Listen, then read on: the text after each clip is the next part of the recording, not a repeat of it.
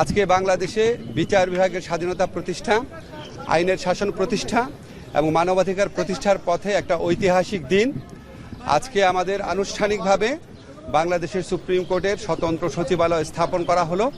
এই সচিবালয় আইন করার জন্য বিগত 3 দশক যাবৎ বিভিন্ন রকম চেষ্টা করা হয়েছে, এর আগে করা সম্ভব হয় নাই।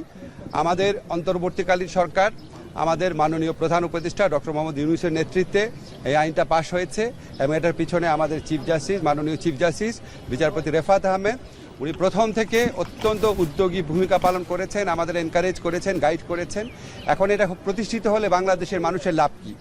লাভটা হচ্ছে, আপনারা আগে সবসময় শুনতেন যে অধস্তন আদালত যে আছে, ট্রায়াল কোর্ট আছে, সেগুলির উপর যে রাজনৈতিক সরকারের মন্ত্রীরা ছিল, বিশেষ করে আইনমন্ত্রীর কথা বেশি শোনা যেত।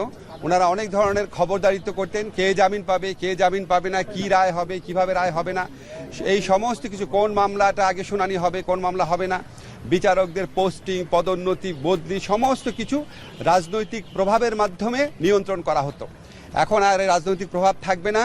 এটা আইন মন্ত্রণালয়ের কাছ থেকে সম্পূর্ণভাবে বাংলাদেশের সুপ্রিম কোর্টে যে প্রধান বিচারপতি আছেন, ওনার নেতৃত্বে যে সচিবালয় আছে সেখানে ন্যস্ত করা হয়েছে।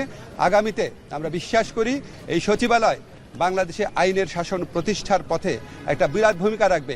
এটা ছাড়াও এই সচিবালয়ের মাধ্যমে সুপ্রিম কোর্ট আর্থিক স্বাধীনতা পেয়েছে।